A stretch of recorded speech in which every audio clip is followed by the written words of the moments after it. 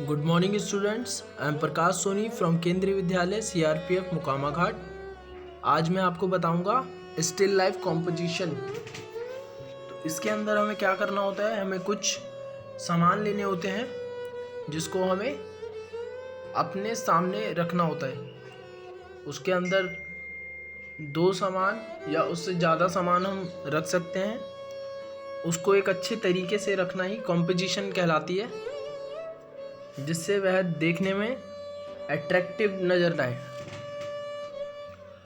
तो चलिए शुरू करते हैं। सबसे पहले हम इसको डिवाइड कर लेते हैं शीट को। पेंसिल से हम मेज़र कर लेते हैं। इस तरह से देखिए, हम किसी भी वस्तु को बनाते हैं, बीच में एक लाइन बनाई और उसके अकॉर्डिंग अगर वो इक्वल बैलेंस है, मतलब दोनों साइड बराबर है, तो उसके लिए हम एक सेंटर में लाइन बना के उसको पेंसिल की हेल्प से ही बराबर हिस्सों में बांट लेते हैं, जिससे हमें आइडिया हो जाए। इस तरह से देखिए, अब हम सारी ड्राइंग को कंप्लीट करेंगे। अगर हम एक वस्तु बना लेते हैं तो उसी से हमें सारी वस्तुओं का आइडिया हो जाएगा, कौन सी कितनी दूरी पे है और कितना उसका प्रपोर्शन है।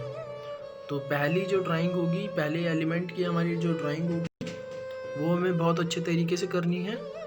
उसके बाद हमें उसी से कंपैरिजन करना है बाकी वस्तुओं का।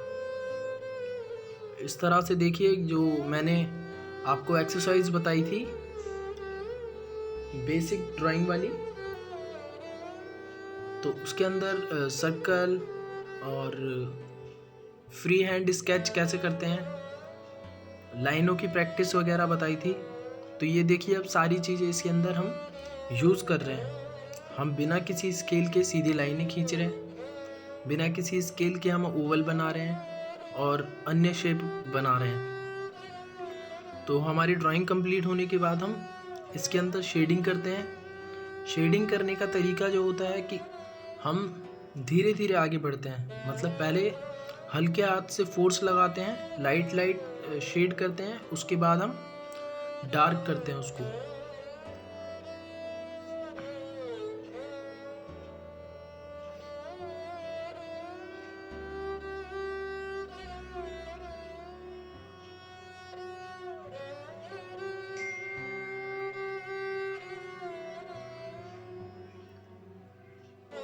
इस तरह से हम शेडिंग करते हुए डिटेल भी कर रहे हैं।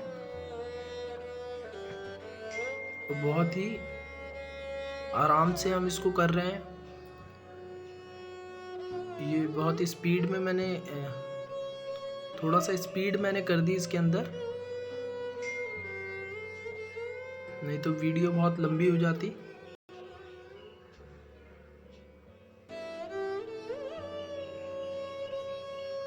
तो आपको भी पेशेंसली इसको करना है। इसमें थोड़ा समय लगेगा, लेकिन रिजल्ट बहुत अच्छा आएगा। इससे आपकी ऑब्जर्वेशन पावर बढ़ेगी, आपकी ड्राइंग स्किल सुधरेंगे और ये बहुत ही ज़्यादा इफ़ेक्टिव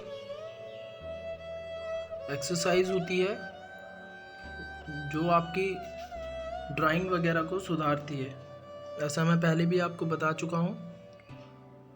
और काफ़ी आर्ट कॉलेज के एंट्रेंस के लिए भी आपको स्टिल लाइफ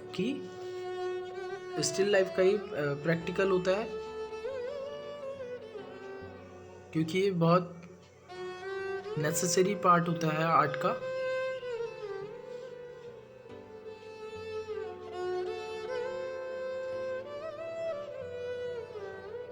देखिए, हम इसके अंदर अब डिफरेंस कर रहे हैं डार्क लाइट का। ये देखिए, अब हमारी इंक जो है बॉटल से ज़्यादा डार्क है, तो हम इंक को ज़्यादा डार्क कर रहे हैं। और बीच में देखिए, हमने बिल्कुल पेंसिल नहीं चलाई, जहाँ से लाइट हमें दिख रही थी। और देखिए, हम लाइन बना रहे हैं तो उसको भी हम मर्ज कर रहे हैं। कहीं भी कोई भी लाइन हम ऐसे ही नहीं छोड़ रहे, उसको आपस में मर्ज कर रहे हैं।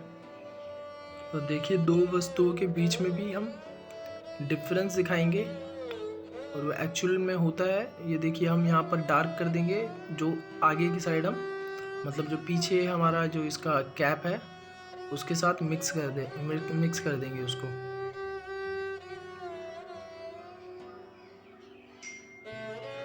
देखिए मिक्स हो गया वो।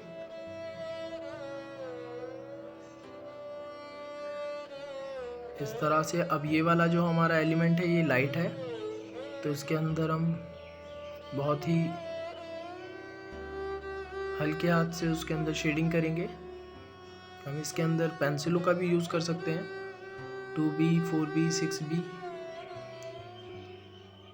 लेकिन आप अभी अगर आपके पास ना हो तो आप एक ही पेंसिल से इसको बनाएं।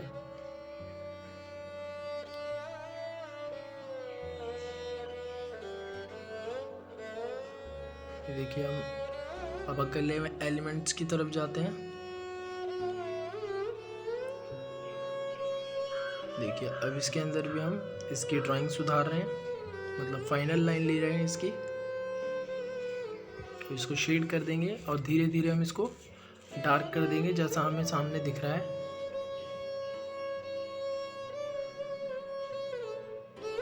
इसी तरह से आपको दो या दो से अधिक सामान अपने सामने रखने हैं। कोई भी कुछ भी आप रख सकते हो, आप बर्तन रख सकते हो, या आप स्टील वाले सामान अभी ना ही रखो तो ज़्यादा बेटर है, क्योंकि उसके अंदर आपको बहुत लाइट और डार्क का इशू होगा। इसलिए आप ऐसे सामान रखना जिसमें ज़्यादा शाइनी इफ़ेक्ट ना हो, जिसमें ज़्यादा टोन वगैरह में नज़र ना आए। इसलिए आप थोड़े प्लास्टिक टाइप के सामान रखना, प्लास्टिक या सेरेमिक वगैरह।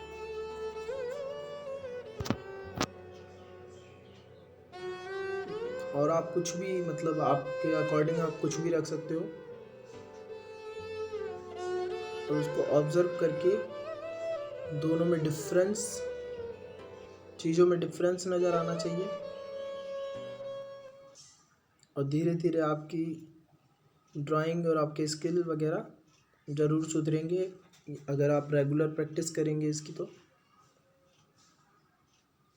ये देखिए अब हम इसको डार्क कर रहे हैं, जिससे हमारा आगे वाला हिस्सा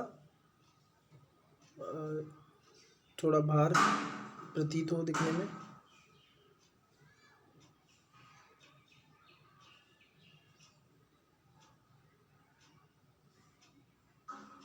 अब इसकी हम लाइनें शार्प करके बैक साइड में मिक्स कर देंगे। Thank you.